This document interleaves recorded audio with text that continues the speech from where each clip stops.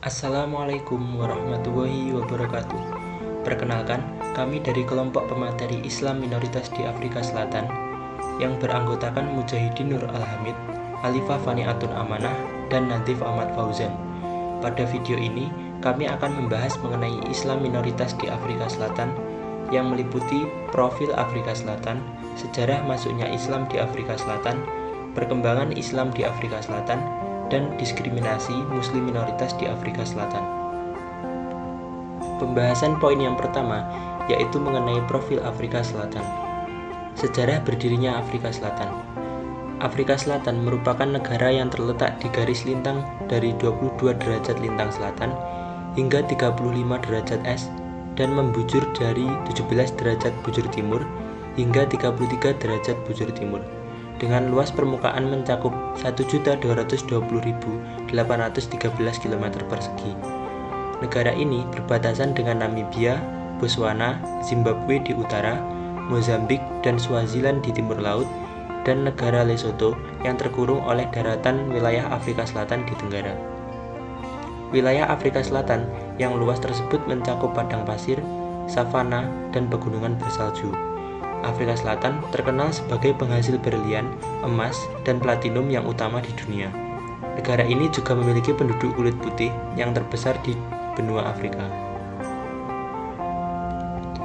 Penemuan-penemuan cadangan berlian yang melimpah di Afrika Selatan menyebabkan terjadinya Perang Inggris-Belanda dan dua Perang Boer.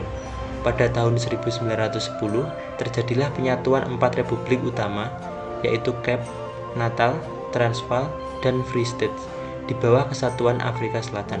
Kemudian, pada tahun 1931, Afrika Selatan menjadi jajahan Britania sepenuhnya. Pada tahun 1961, Afrika Selatan mendeklarasikan diri sebagai sebuah republik setelah diadakan pemilu khusus untuk kaum kulit putih di negara tersebut. Penindasan yang dilakukan oleh kaum kulit putih ini terus berlanjut hingga akhir abad ke-20. Sistem pemerintahan. Sistem pemerintahan di Afrika Selatan yaitu adalah demokrasi. Sejarah demokrasi di Afrika Selatan tidak dapat dipisahkan dengan politik apartheid yang pernah terjadi di sana. Apartheid adalah sistem pemisahan ras yang diterapkan oleh pemerintah kulit putih di Afrika Selatan yang terjadi sekitar awal abad ke-20 hingga tahun 1990. Dalam pelaksanaannya, terdapat pembagian ruang hidup antar ras di Afrika Selatan di mana golongan kulit putih mendapatkan 87% wilayah Afrika Selatan, sedangkan kulit hitam hanya mendapatkan 30% wilayahnya. Politik apartheid berhasil dihapus pada tahun 21 Februari 1991. Salah satu tokoh Afrika Selatan yang menentang dengan kebijakan politik apartheid adalah Nelson Mandela. Pada tahun 1994, Nelson Mandela menjadi presiden kulit hitam pertama di Afrika Selatan. Penghapusan apartheid memberikan dampak yang cukup besar bagi Afrika Selatan, terutama bagi warga pribumi di wilayah tersebut. Dampak-dampak tersebut diantaranya adalah: yang pertama, munculnya kesetaraan terhadap kulit hitam di seluruh dunia, terutama di Afrika Selatan. Yang kedua, berkembangnya paham anti-rasialisme di seluruh dunia. Yang ketiga, masyarakat kulit hitam dan kulit putih di Afrika Selatan dapat hidup berdampingan. Sejak berakhirnya era apartheid, Afrika Selatan menganut sistem politik presidensial multi-partai yang mana relatif demokratis. Akibat politik apartheid yang dilaksanakan cukup lama, kemiskinan yang dialami oleh penduduk kulit hitam menjadi masalah paling utama pasca pemerintahan baru di negara tersebut.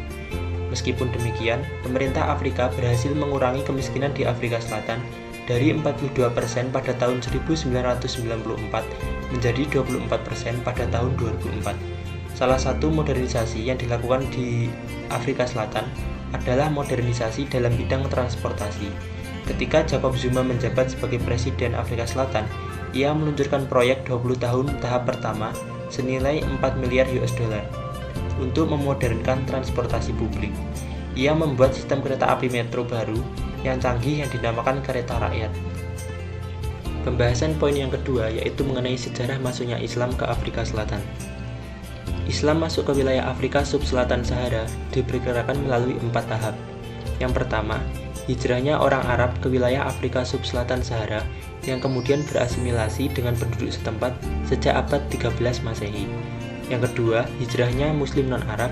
Yang ketiga, orang Melayu, Patani, dan Indonesia turut berjasa dalam proses penyebaran Islam di Afrika. Yang keempat, penyebaran Islam melalui perdagangan dilakukan dari Mekah hingga meluas ke wilayah Afrika. Menurut informasi yang dilansir oleh Republika, Islam masuk ke Afrika Selatan terjadi dalam 2 tahap imigrasi. Imigrasi pertama yakni terjadi pada tahun 1652 hingga pertengahan 1800-an yang dilakukan oleh pemerintah Belanda. Dan pada tahap ini, imigran Muslim yang masuk ke Afrika Selatan antara lain adalah para budak, tahanan politik, dan pelaku kriminal dari Afrika maupun Asia. Imigrasi kedua terjadi antara tahun 1860 hingga 1911 Masehi yang dilakukan oleh pemerintah Inggris. Pada tahap ini, pemerintah Inggris membawa orang India dengan berbagai latar belakang, termasuk Islam, untuk dijadikan sebagai buruh ladang tebu di Afrika Selatan, terutama di Provinsi Natal. Pembahasan poin yang ketiga yaitu mengenai perkembangan Islam di Afrika Selatan. Salah satu orang Indonesia yang dibuang ke Afrika Selatan oleh pemerintah Belanda akibat pengaruhnya yang cukup besar adalah Syekh Yusuf Al-Makassari. Di Afrika Selatan, Syekh Yusuf Al-Makassari tetap berdakwah hingga memiliki banyak pengikut. Ia juga membangun pemukiman di Cape Town yang sekarang dikenal dengan Makassar. Perannya yang cukup besar dalam perkembangan dan penyebaran Islam di Afrika Selatan membuatnya dianggap sebagai bapak agama Islam di Afrika Selatan. Selain peran dari Syekh Yusuf, perkembangan Islam di Afrika Selatan juga didukung dengan perpindahan agama, adopsi, pembebasan budak, dan perkawinan. Menurut data dari Religion Facts, saat ini terdapat 852.210 umat Islam atau sekitar 1,7% dari 50.130.000 populasi penduduk di Afrika Selatan.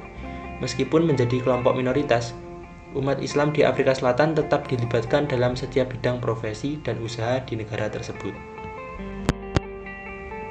Pembahasan poin yang keempat yaitu mengenai diskriminasi terhadap Muslim minoritas yang terdapat di Afrika Selatan.